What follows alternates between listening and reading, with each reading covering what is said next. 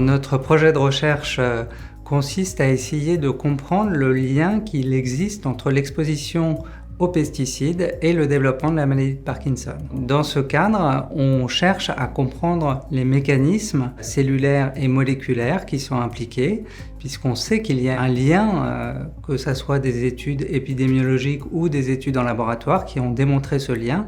En revanche, on ne comprend pas tellement les liens moléculaires. Et donc c'est tout l'objet de nos travaux, c'est d'essayer de comprendre ces liens moléculaires pour évidemment prévenir l'apparition de cette maladie, soit en interdisant les produits incriminés, soit en améliorant la réponse à cette exposition.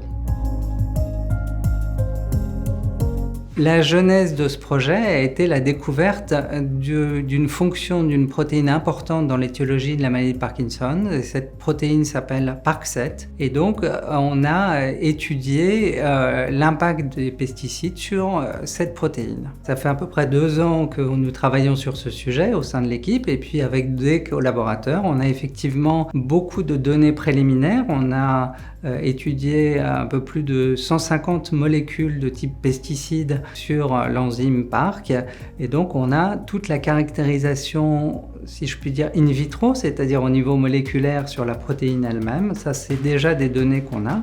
Il nous reste maintenant à établir la pertinence biologique à partir de modèles in vivo et après des études chez l'homme.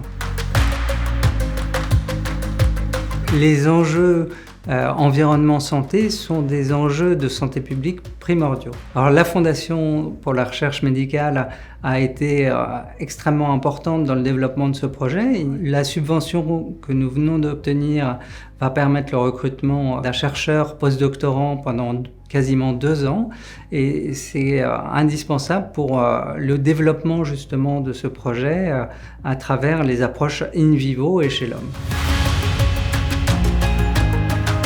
Je tiens à vous remercier au nom de notre équipe, la Fondation pour la recherche médicale et son partenaire principal en ce qui concerne mon projet de recherche, qui est l'entreprise Lidl, qui finance donc mon programme de recherche sur 2 ans et j'en suis extrêmement fier et honoré.